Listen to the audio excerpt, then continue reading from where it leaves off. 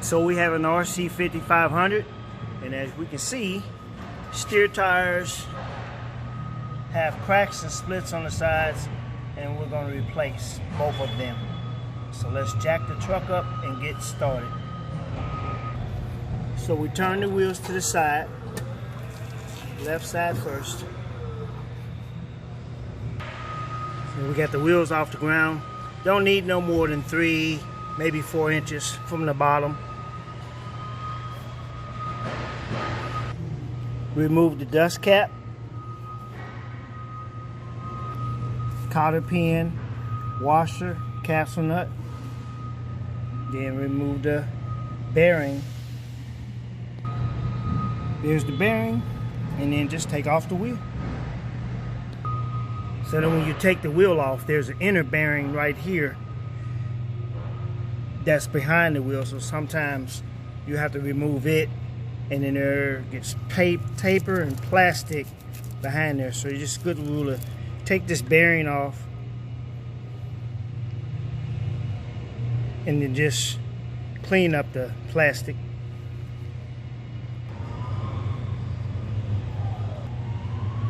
And this is pretty much the plastic that we can take off the left side, because as you can see, there's still some more on the other side of the tire, and we'll get to that when we do the other side. But get as much plastic off as you can, and that's typically just from operators driving over plastic within a warehouse, and they're just running over stuff and they're not cleaning the floor. So we'll move this plastic out the way, and also on our parts we'll have this is your inner bearing, this is your outer, and this is like a sleeve, and we'll clean all this up, and then we install that onto the new steer tire, and then install it back onto the truck.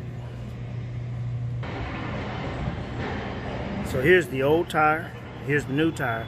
As you can see, big difference. New tire, you got the center end that's less in space than on the old tire. You got it where it's sunk in about 1.5 inches. As you can see, that's the other side. So this is the side that goes on the truck side, and they're the same. And this will be the side where you're installing your parts. So what we're going to do now is repack the bearings, and then we're going to install the new tire with this side going on the truck first. So now we cleaned up the parts. Capsule nut, washers, spacers, cotter pin.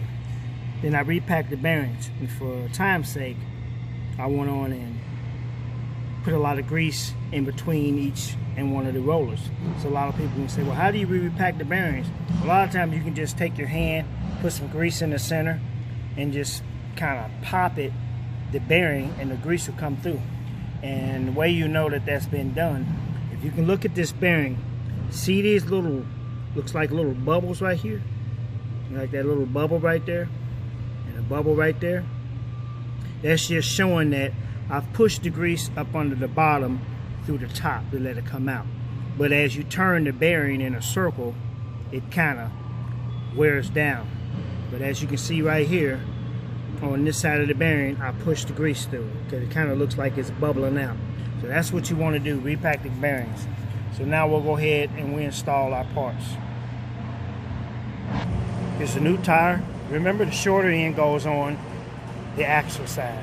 So we're going to put the bearing in first and the cap behind it. There's the bearing, cone cover, wheel. Put some grease in between the wheel and the axle. Install the outer bearing. Install the niche washer, or the washer with the little groove.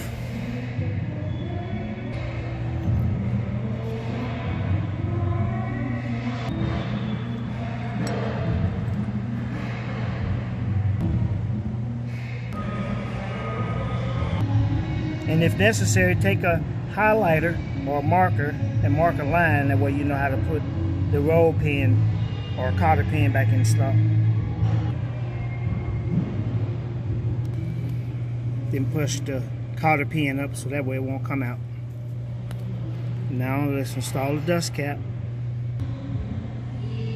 And there you have it.